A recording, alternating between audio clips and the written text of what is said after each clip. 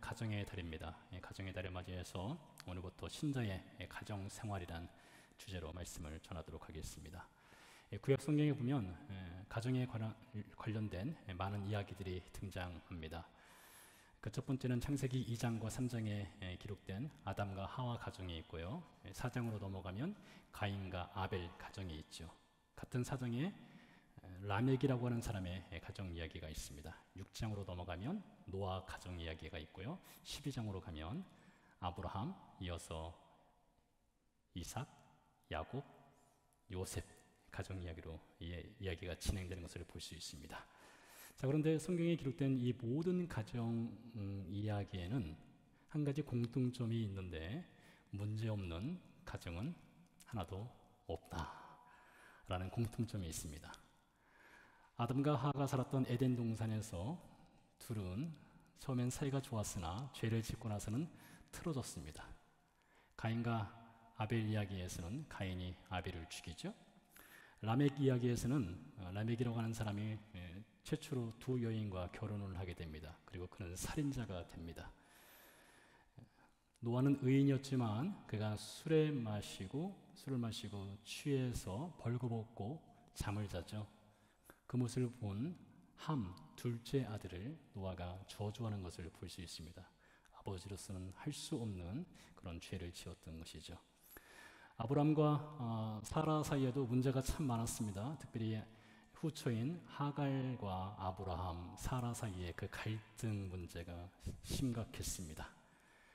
이삭과 그의 아내 리브가는 편애의 끝판왕이었습니다. 이삭은 에서를 사랑했고요.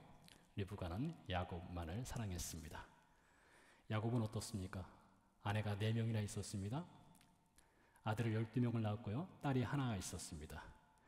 야곱이 자신의 인생을 돌아보면서 이렇게 이야기를 합니다. 내 인생은 험악한 인생이었다. 그러니 여러분, 성경에 문제없는 가족 한 가족도 없습니다. 우리가 동화책을 보면 동화책 마무리는 보통 이렇게 마무리가 지어집니다. 왕자와 공주는 결혼하여 그 후로 행복하게 잘 살았습니다. 어릴 때야 그것이 가능한 이야기인 줄 알았지만 우리가 자라서 결혼을 하고 나니 그거 뻥이구나. 그런 거 없구나. 그렇죠? 그래서 이번 가정 시리즈를 통해서 저는 여러분에게 우리가 완벽한 가정을 꿈꾸십시다. 그런 허황된 얘기를 하지 않을 것입니다. 그런 거 기대해서는 절대 안 됩니다. 근데 지금 여러분 표정을 보니까 저한테 그거 이제 알았냐. 저도 이제 결혼한 지 이제 27주년인가요? 26주년인가 그 정도 되는 것 같은데요. 이제 알았느냐 그런 표정인데요. 여러분 중에 보니까 이미 자포자기해서 지금 이 모습 그대로 살아가겠다. 그런 분이 한 분 계신데 여기 있습니다. 심심한 위로의 말씀을 드리면서 이번 가정 시리즈를 통해서 우리에게 은혜의 꽃이 좀 피어났으면 좋겠다는 소원을 해봅니다. 자, 오늘은 아내에 대해서 이야기를 전하고요. 다음 시간은 남편에 대해서 말씀을 이어서 전하겠지만 이 하나님의 말씀이라고 하는 것은 결혼한 부부에게도 필요한 것이고요. 결혼을 하지 않은 사람에게도 필요한 것이고 홀로 사시는 분에게도 반드시 필요한 것이고요. 저와 같이 결혼 생활에 초등학교를 여전히 졸업하지 못하고 낙제하고 있는 저한테는 특별히 필요한 말씀인 것을 미리 말씀을 드리겠습니다. 자, 오늘 우리가 21절부터 읽었는데요. 21절 앞에 17절을 보면 그러므로라는 결론을 내리는 접속사가 등장합니다. 이 성경에 그러므로라고 하는 결론 접속사는 매우 중요한 의미가 있는데요. 바울은 그러므로라는 말과 함께 이어서 성령 충만을 받으라고 말합니다. 자, 성령 충만이라고 하는 것 우리가 흔히 듣는 말인데요. 어떻게 하면 우리가 성령 충만한 생활, 성령 충만을 받을 수 있을까요? 아마 첫 번째로 떠오르는 것이 기도하는 것이 떠오를 것입니다. 네, 당연합니다. 우리가 기도하면서 우리가 성령의 충만함을 받을 수 있습니다. 근데 바울은 이렇게 이야기를 하고 있습니다. 성령 충만을 받는다는 것은 주님을 노래하는 것이다. 주님을 찬양하는 것이다. 이것이 성령 충만한 사람의 삶의 증거이다. 또 한 가지는 항상 하나님께 감사하는 것이다. 이것이 성령 충만함의 증거이다. 그리고 오늘 21절에 가서는 그리스도를 경외함으로 피차, 즉 서로 복종하는 것이 성령 충만한 사람의 증거이다 라고 이야기를 하고 있습니다.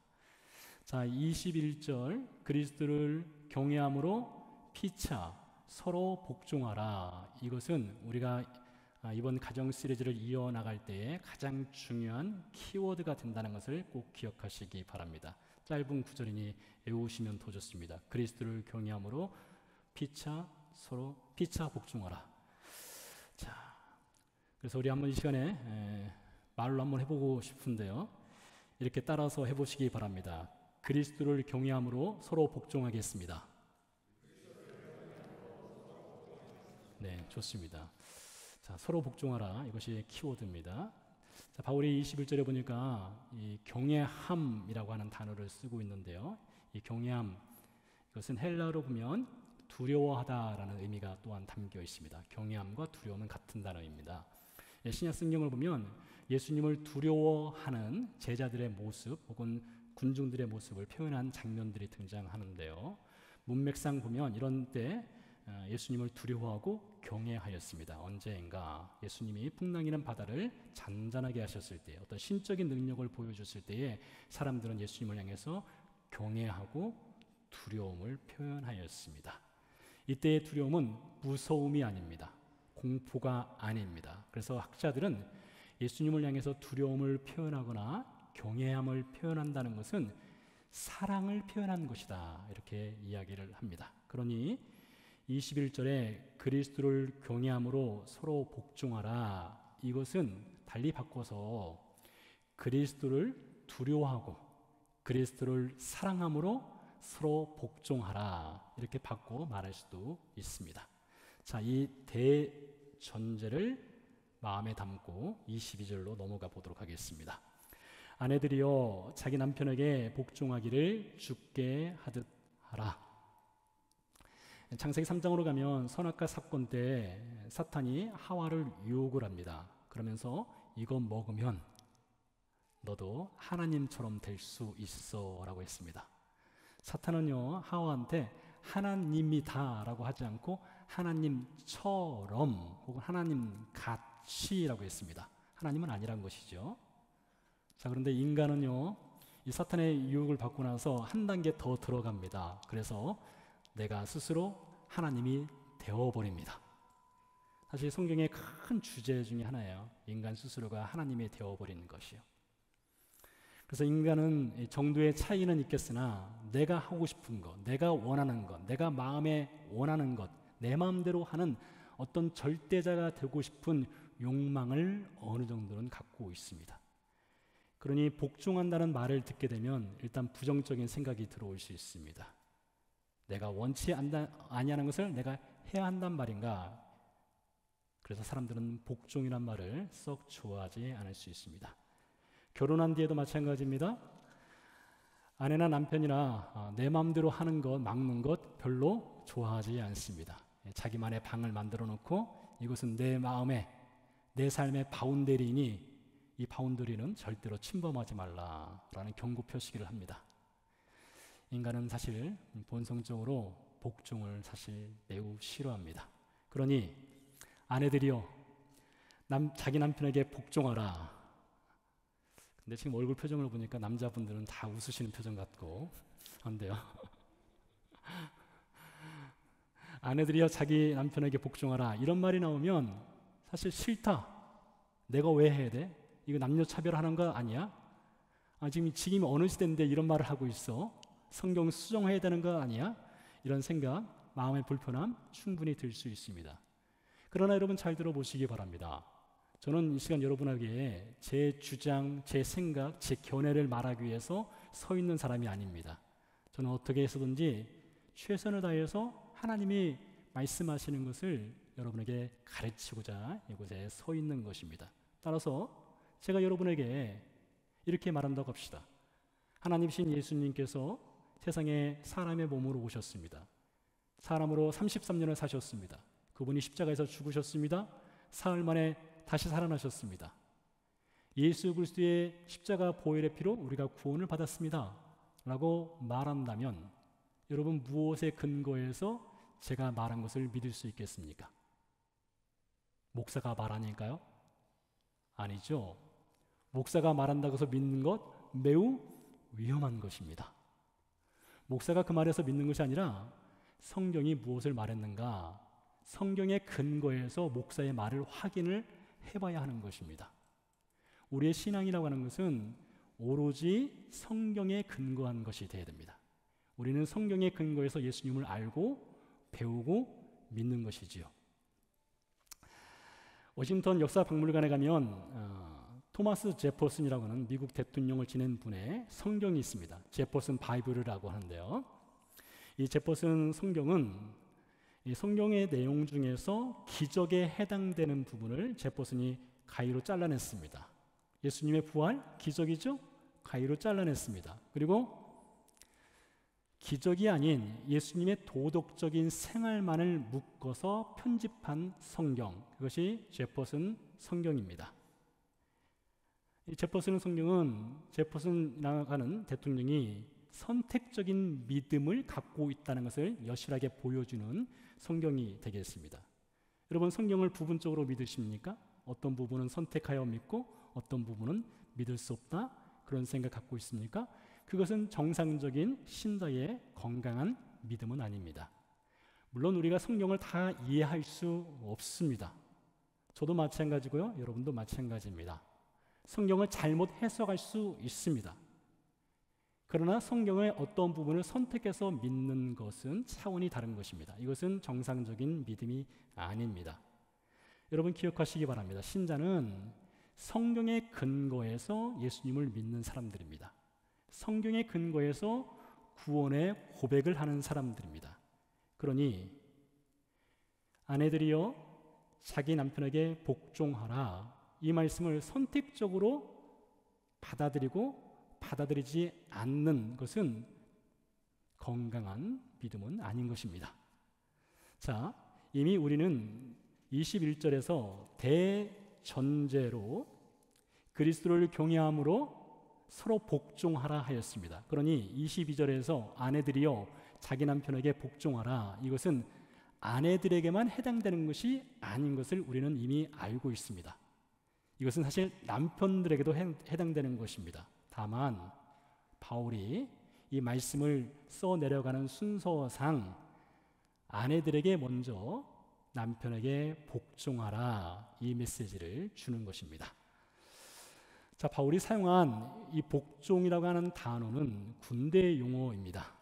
군대에서는 상명하복, 상급자는 명령을 내리고 하급자는 그 명령에 절대적으로 따라야 하는 것이 군대 조직의 특성이지요.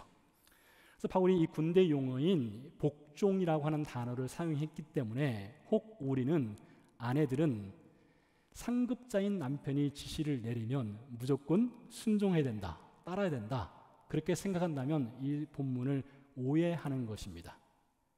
여기서 바울이 말하고자 하는 복종은 자발적 사랑의 복종입니다. 한 번 더 말씀드렸죠. 여기서 바울이 말하고자 하는 복종은 자발적인 사랑의 복종을 행할 것을 요구하는 것입니다.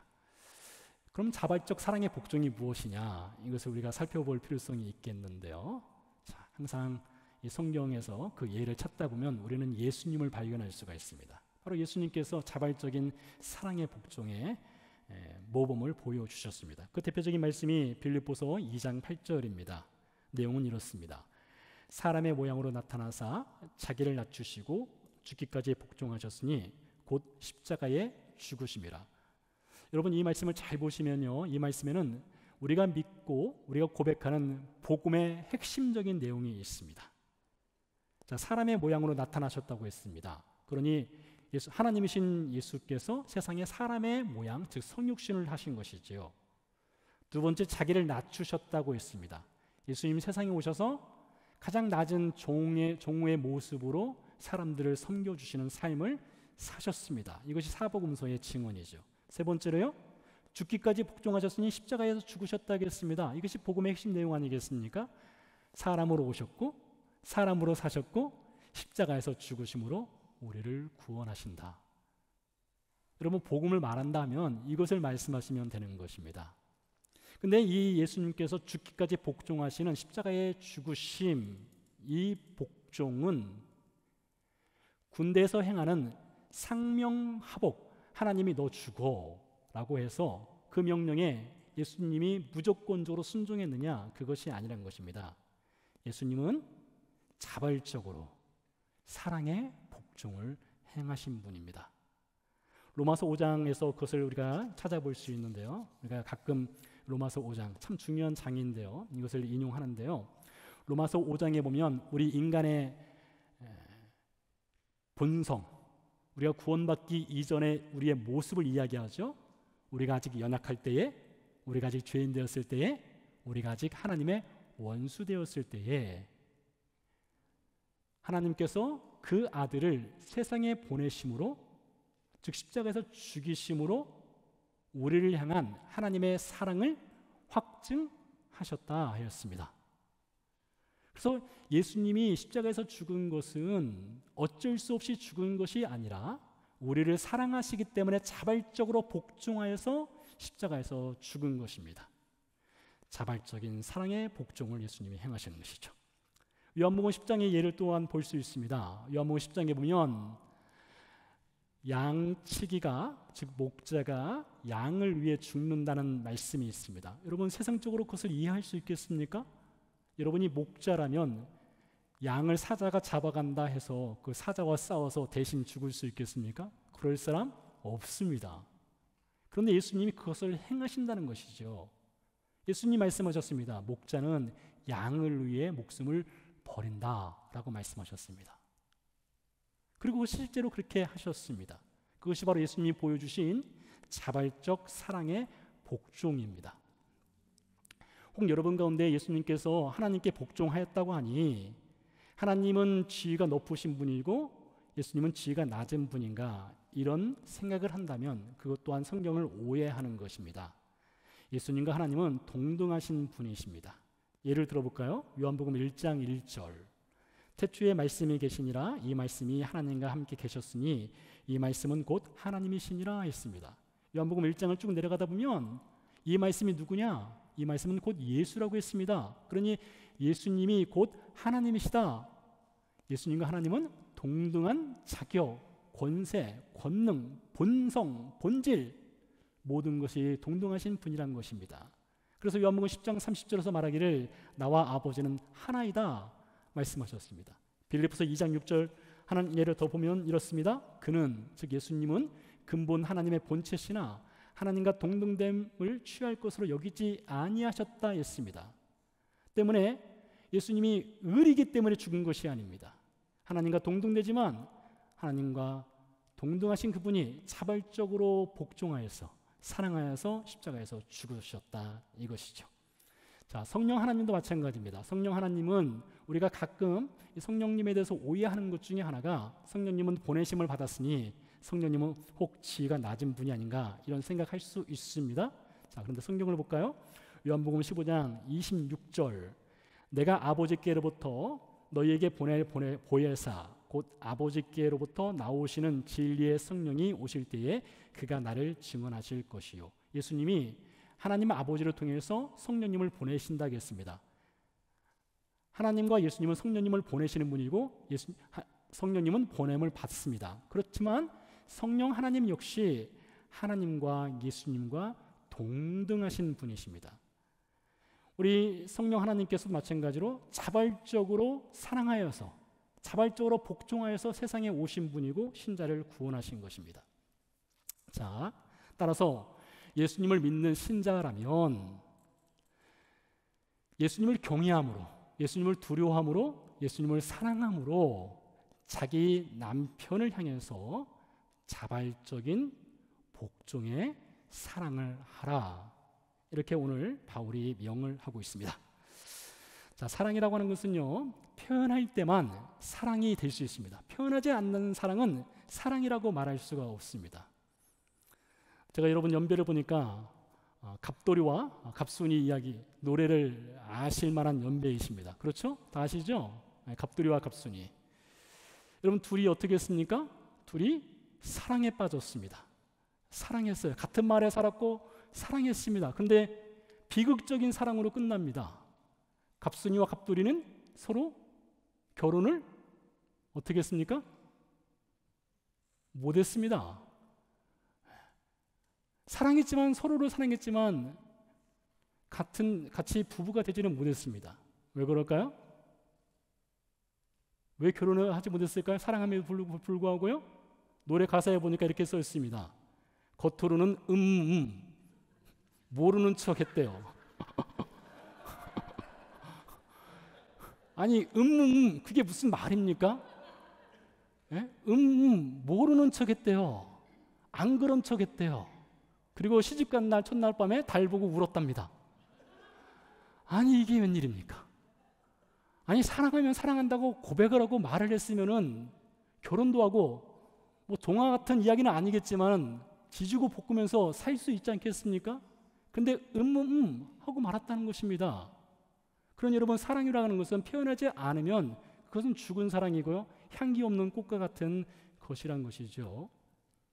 그래서 여러분 사랑하는 아내 되시는 여러분들은 남편을 향해서 사랑한다는 표현을 반드시 하셔야 합니다.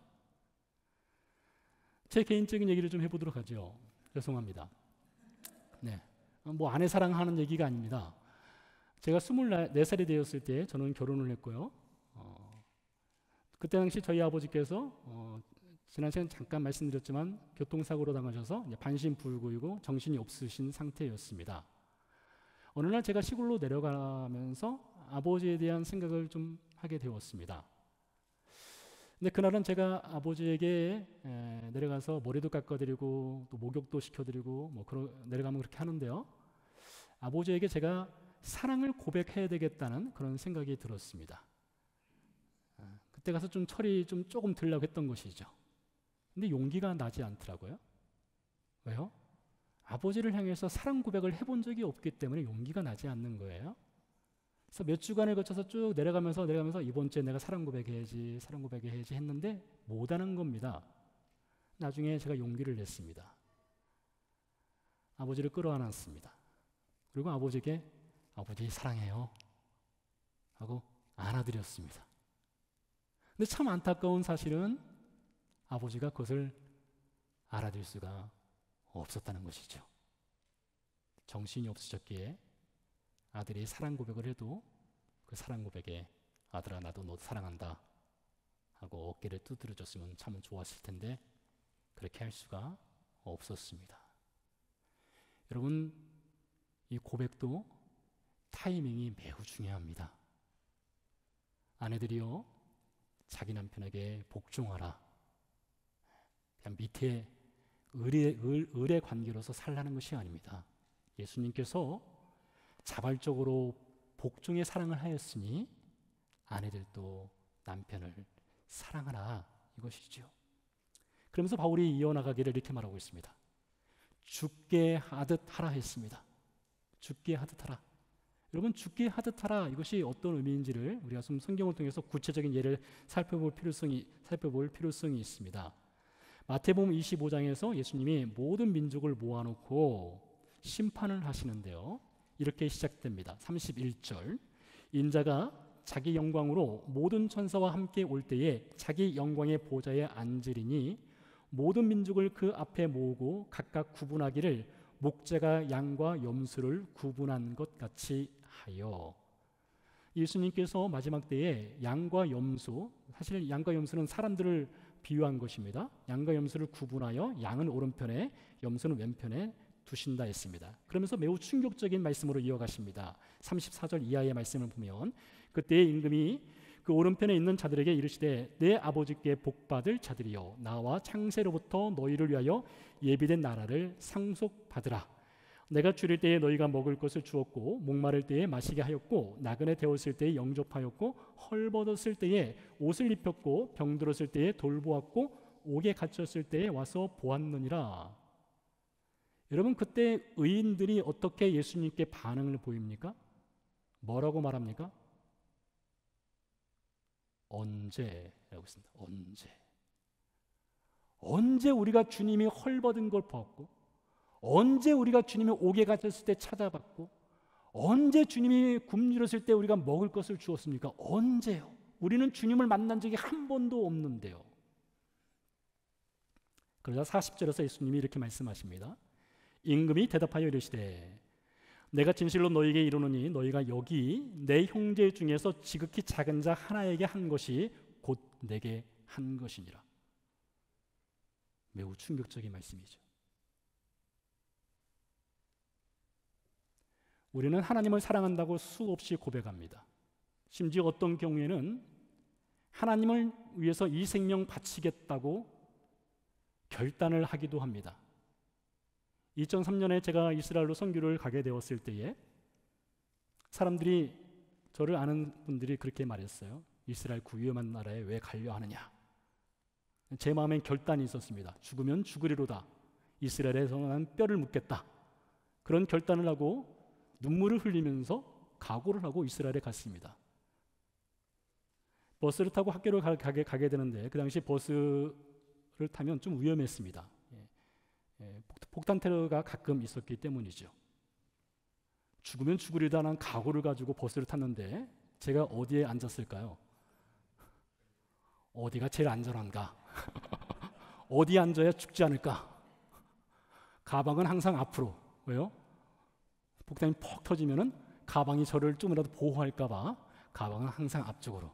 불안한 마음을 가지고 버스를 타고 다녔던 그런 기억이 납니다. 여러분, 하나님을 향해서 하나님 사랑합니다 고백 정말 아름답습니다. 하나님을 향해서 내가 이 생명 바치겠습니다 그 고백 귀한 것입니다. 근데 예수님 오늘 이렇게 말씀하십니다. 부담된다 야.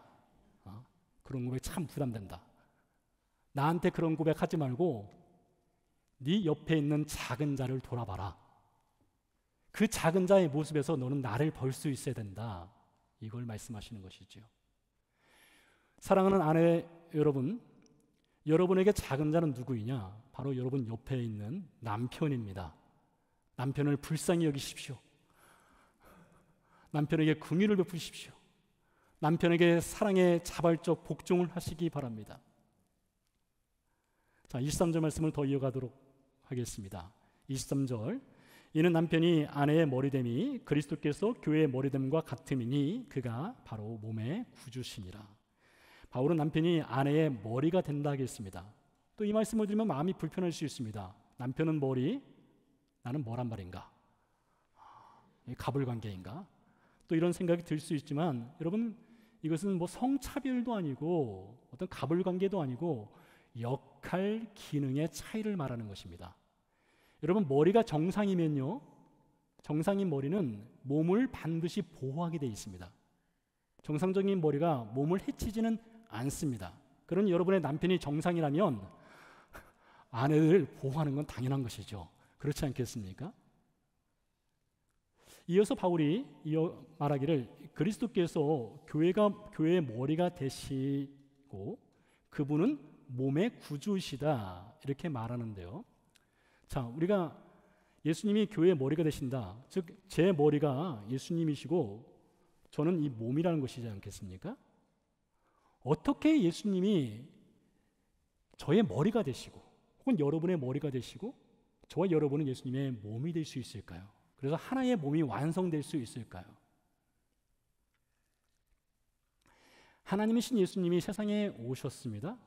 그분에게는 우리와 모든 것이 같지만 한 가지 다른 점이 있습니다.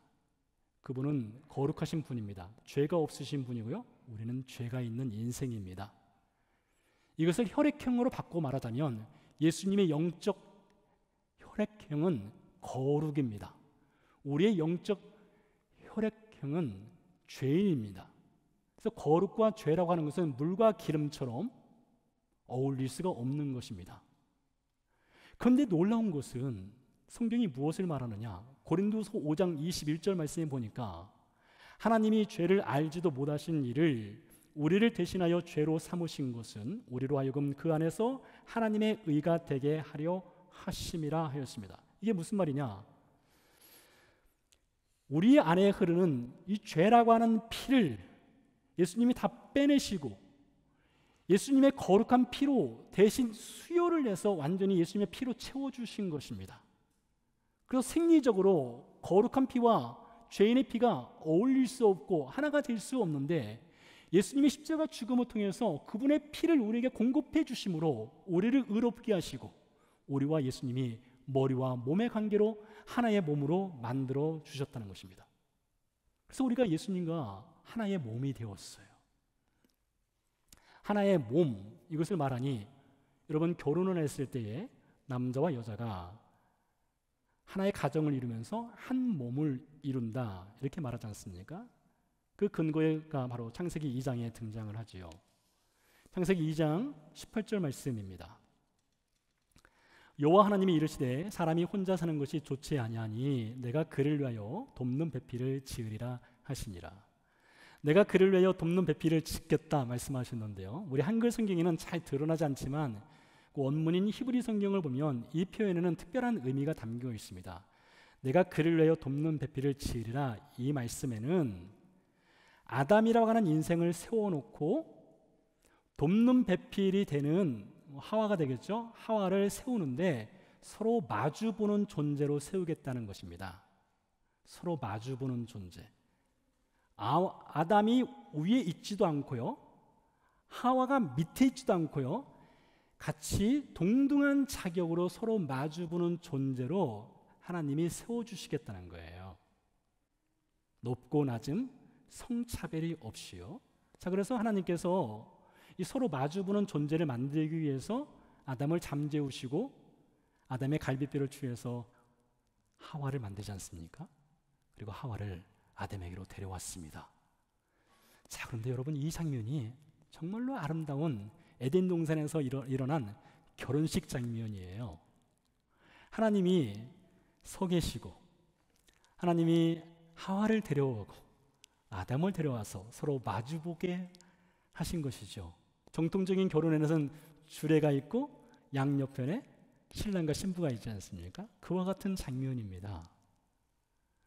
자, 우리가 거울을 보고 우리 자신의 몸을 점검하지 않습니까? 아침에 일어나서 거울 보고 옷 몸새도 바꾸고요, 그렇지 않습니까? 그런 것처럼 하나님이 아담과 하와를 서로 마주보게 했을 때에 아담은 하나님이라고 하는 거울을 통해서 자기 앞에 마주 서 있는 또 다른 존재를 보게 됩니다. 그런데 여기에 아주 놀라운 말씀이 기록되어 있어요. 아담이 하나님을 통해서 그 앞에 서 있는 또 다른 존재를 보게 되는데, 아담이 그 존재를 보면서 이렇게 고백을 합니다. 인류 최초의 가장 아름다운 노랫말을 썼어요. 여러분, 그 내용이 뭔지 아세요? 뭐라고 아담이 노래했죠? 내 뼈 중에 뼈이고 내 살 중에 살이라고 했습니다. 그러면 여러분, 이 말씀을 잘 생각해 보세요. 내 뼈 중에 뼈이고 내 살 중에 살이다 했으니 아담은 누굴 본 것일까요? 하나님이라는 거울을 통해서 그 앞에 있는 존재를 봤는데, 사실 아담이 본 것은 자신의 살을 본 것이고요, 자신의 뼈를 본 거예요. 어떤 다른 타인을 본 것이 아닙니다. 자기 자신을 하나님이라는 거울을 통해서 보게 된 거예요. 그러면서 자기 자신의 모습이 그 앞에 있는 어떤 존재에게 보여지면서 아담은 자신이 얼마나 아름다운 존재로 창조되었는가를 보게 된 것입니다. 그때는 거울이 없었거든요. 하나님이란 거울을 통해서 하와를 보게 됐을 때 아담은 자신이 하나님이 창조하신 가장 아름답고 가장 존귀한 가치 있는 존재라고 하는 것을 발견을 하게 된 것입니다. 그런데요, 창세기 3장으로 넘어가면 아담과 하와가 죄를 범하지 않습니까? 죄를 범한 그 자리에는 하나님이 떠나버렸습니다. 하나님이 떠나고 나니 아담과 하와가 둘이 서로 마주보는 관계가 되어버렸습니다. 하나님이 찾아오시죠? 아담아, 너 선악과 왜 먹었어? 아담이 매우 치사한 말을 합니다. 하나님이 주셔서 나에게 주신 이 여자 때문에. 아담은 동시에 하나님과 여자를, 하와를 향해서 핑계하고 정죄하는 모습을 볼 수 있습니다. 하나님이 빠지고 남자와 여자가 둘이서만 마주 보게 되니까 정죄가 있고요, 핑계가 있고요, 원망이 있고 불평이 있고 깨어짐이 있는 것입니다. 그러니 여러분, 우리는 하나님이라고 하는 거울을 통해서 사람을 볼 수 있어야 됩니다. 하나님이란 거울을 통해서 사람을 보게 되면 그 사람의 아름다움도 보지만 자신의 존귀한 가치를 알게 되는 거예요. 요한복음 4장에서 우리는 그 예를 볼 수가 있습니다. 여러분, 요한복음 4장 아주 아름다운 이야기가 기록되어 있습니다. 예수님께서 사마리아 수가성이라는 곳에 갔습니다. 우물가에 예수님이 피곤해서 앉아 계셨고요, 그때 한 여인이 물을 기르기 위해서 오고 있었습니다. 상상을 해보시기 바랍니다. 여기 우물이 있습니다. 우물 앞에 예수님이 걸터 앉으셨습니다. 여인이 앞에서 오고 있습니다. 우물을 뒤에 두고 예수님이 여인과 대화를 나누셨습니다. 예수님께서 여인에게 이렇게 말씀하시죠. 가서 네 남편을 데려와라.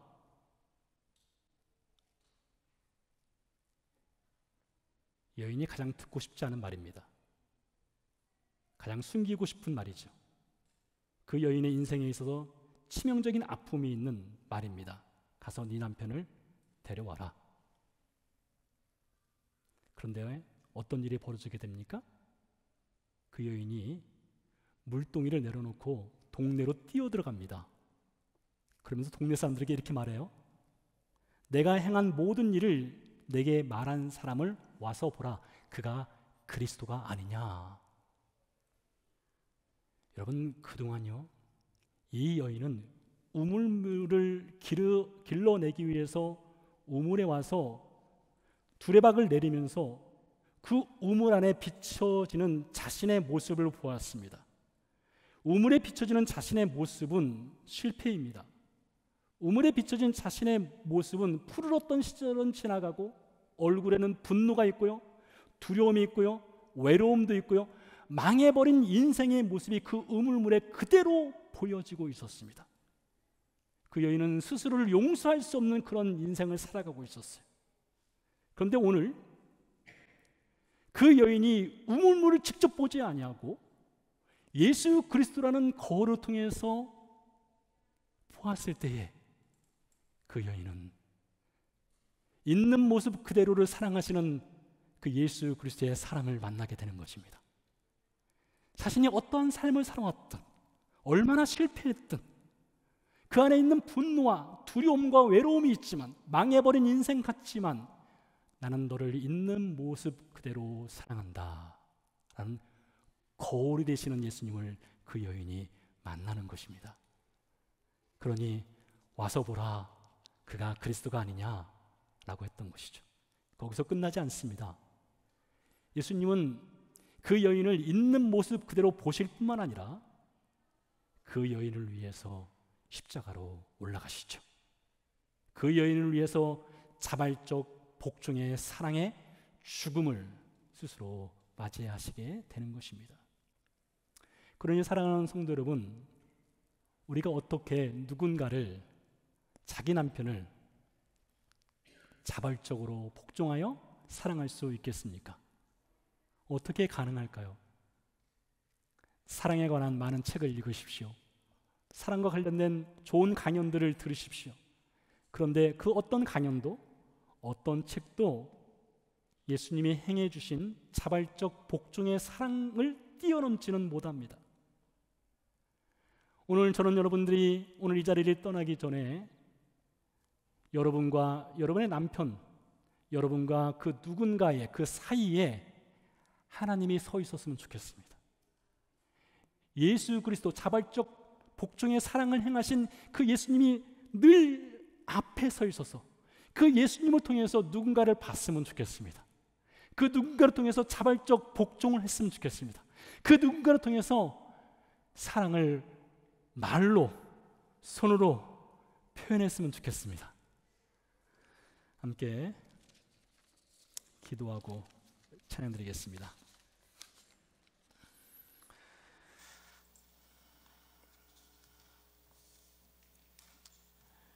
우리에게는 예수 그리스도의 십자가를 통해 서로를 보는 시력이 필요합니다. 십자가를 통해 보면 은혜가 있습니다. 십자가를 통해 보면 긍휼이 있고요, 인내가 있습니다. 자발적 사랑의 복종의 힘, 십자가를 통해서 나올 수 있는 것입니다. 우리 같이 조용히 기도할 때에 주님, 내 앞에 항상 예수님이 서 있음을 기억하게 하옵소서. 예수님을 통해서 사람을 보게 하옵소서. 예수님을 통해서 내 남편과 아내를 향한 자발적 복종과 사랑을 행할 수 있도록 도와주옵소서. 함께 기도하도록 하겠습니다.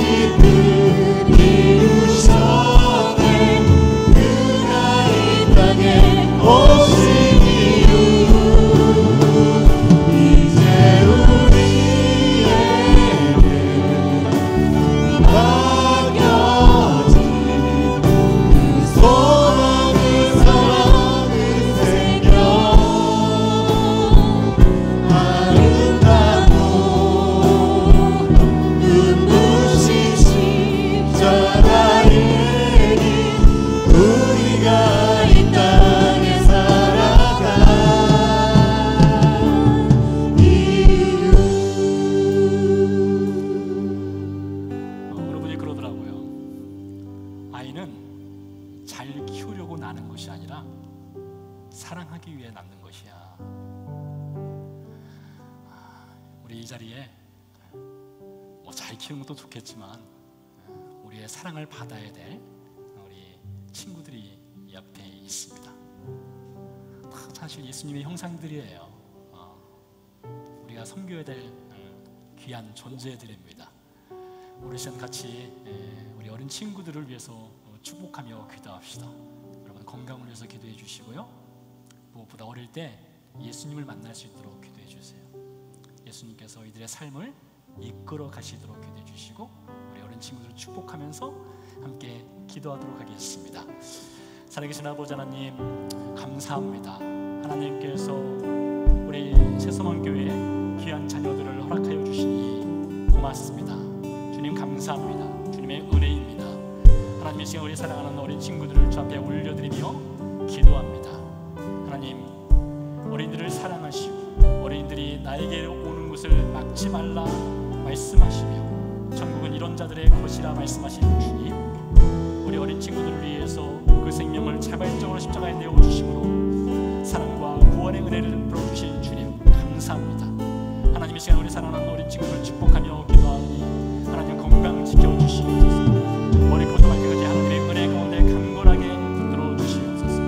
그 키가 자라면서 주 앞에 사랑받게 하시고 지혜가 자랄 수 있도록 주님 축복해 주시옵소서. 무엇보다 우리 사랑하는 어린 친구들 심령 가운데 예수께서 저들의 삶의 주인 되어 주시고 예수께서 그리스도와 주가 되심을 믿음으로 고백할 수 있는 귀한 믿음의 자녀들로 자라날 수 있도록 주님 축복해 주셨기를 간절히 소원하고 원하옵나이다. 살아계신 아버지 하나님 감사합니다. 하나님 우리의 눈으로는 우리 앞에 서 있는 남편과 아내와 사람들이 얼마나 존귀한 존재인지 볼 수 없기에 예수님의 자발적 복종의 죽음, 사랑이 인친 그 십자가를 세워주게 하시고 예수님을 통해서 서로를 바라볼 수 있도록 해주시니 감사를 드립니다. 내 뼈 중에 뼈이고 내 살 중에 살인 내 남편과 내 아내를 예수님의 눈으로 사랑할 수 있도록 주님 우리에게 은혜를 베풀어 주시옵소서. 우리 사랑하는 자녀들을 주 앞에 올려드립니다. 축복합니다. 하나님 이들의 삶 가운데 그 키가 자라면서 하나님과 사람 앞에 사랑받으며 자랄 수 있도록 주여 은혜 베풀어 주시옵소서. 이제는 그 아들을 보내신 하나님의 크신 사랑과 십자가에서 죽고 부활하심으로 우리에게 새 생명 주신 예수 그리스도의 은혜와 우리의 눈으로는 서로를 제대로 바라볼 수 없기에 십자가를 통해서 예수님을 통해서 서로를 바라보고 긍휼과 은혜와 사랑을 베풀 수 있도록 도우시는 성령님의 은혜가 예배를 마치고 삶의 현장으로 돌아가는 성도의 삶 가운데 함께 하시기를 간절히 축원하옵나이다. 아멘.